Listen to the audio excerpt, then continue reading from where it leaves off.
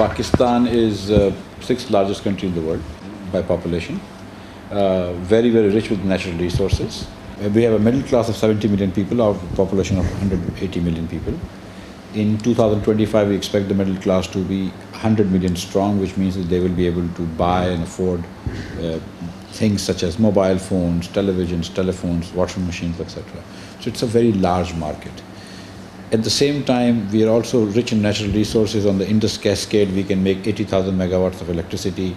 We have Thar coal, 180 billion tons of coal deposit, fifth largest deposit in the world, which can produce hundreds of thousands of megawatts for hundreds of years, and has a current market value of $9 trillion US.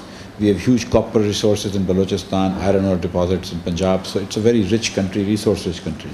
Yet at the same time, we have a debilitating energy crisis in Pakistan, a huge shortage of energy in Pakistan.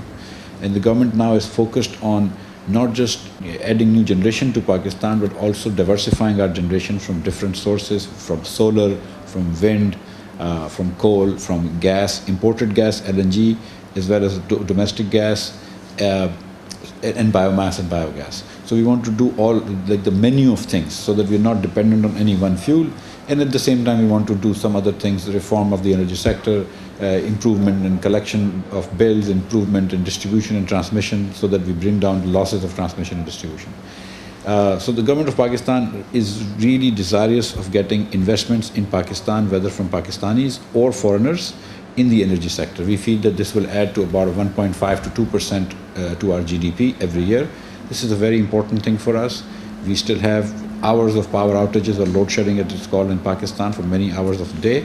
And we are determined, and inshallah we will succeed by 2017-2018 to bring this crisis essentially to an end, or close to an end. Okay, so would you like to highlight any success stories which could, attract the foreign investors? About half of the generation in Pakistan is now done through IPPs, which are independent power producers. These include foreign investors as well as local investors. We have a very, very generous regime of power investments in Pakistan. We give 17% return on equity in dollar terms. That's a guaranteed, dollar term return on equity to investments. And if you look at the balance sheets of the people who've invested in Pakistan, oftentimes their actually returns on investment in dollar terms is 30% plus, because of the fact that we only contract for 60% power, but we end up buying 80-90% power, and they're also sometimes able to save on fuel and O&M expenses. At the same time, we take all risks in terms of fuel cost escalations or inflation, O&M escalation. So this is a very, very good policy. I think it's been appreciated around the world. That's why we've had a lot of investment come in the 1990s. Also, a little investment came in the 2000s, the first decade of this century. We now need more investment. We still have a very generous policy.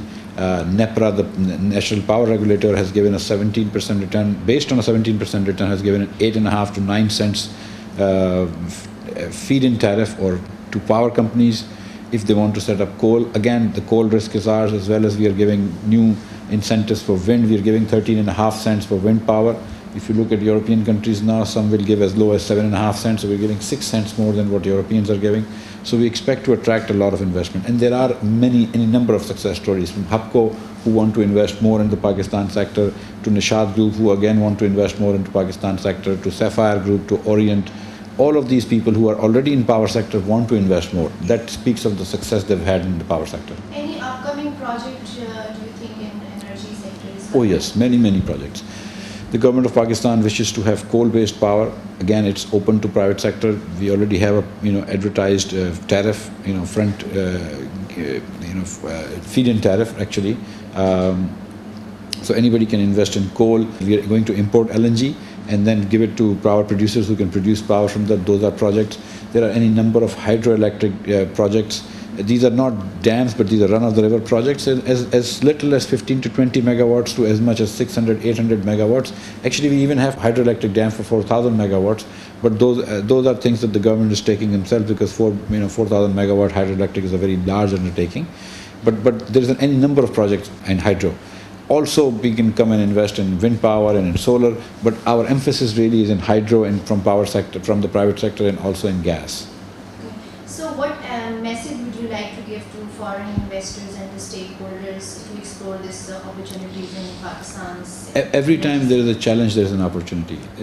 In Pakistan, we are facing a huge challenge in terms of trying to solve the electricity crisis.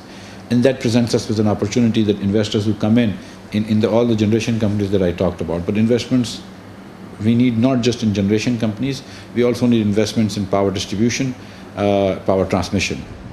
The government has, I think, 8 or 9 companies that are government-owned distribution companies. We are called DISCOs, Lahore Electric Supply Corporation, Islamabad Electric Supply Corporation, Multan Power Company, etc.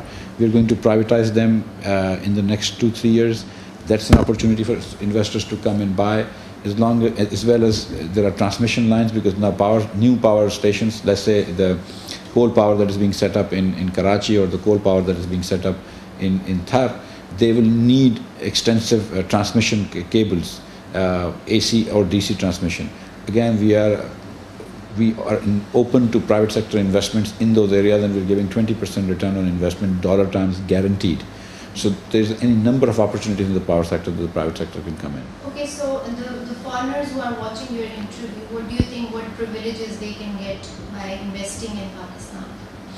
Besides the fact that it's a huge return on investment, and besides the fact that for 20 years the government of Pakistan has never defaulted on its payment and has always paid them, and all the investors who are invested want to reinvest, and that speaks of the good policies that we have.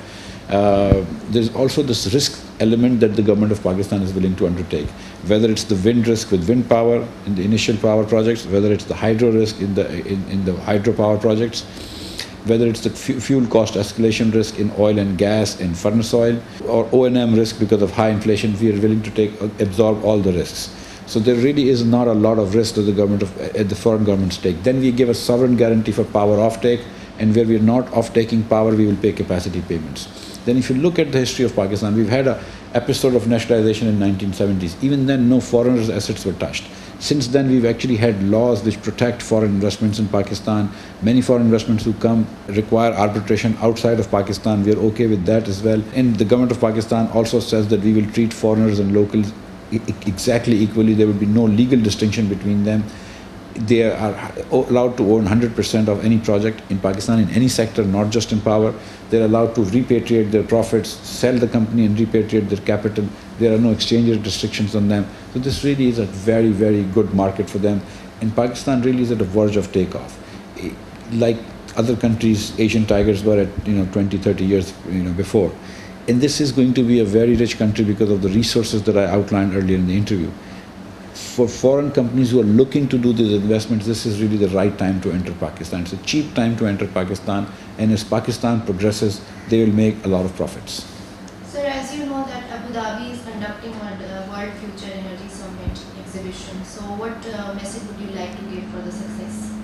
Well, I wish them the very best, and I hope that investors from around the world and suppliers, EPC contractors come and make and negotiate, and they set up power stations from Morocco to Turkey and Pakistan. I'm very happy that such events take place and give chance to industry players to come together, share ideas, share technologies, share best practices, and learn from each other.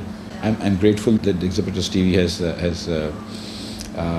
helped BOI advertise the investment opportunities, the many wonderful investment opportunities that exist in Pakistan. It's a very novel idea, really. I didn't know such niche companies existed. But I'm always surprised at the ingenuity of people in catering to different markets. I wish you the very best of luck.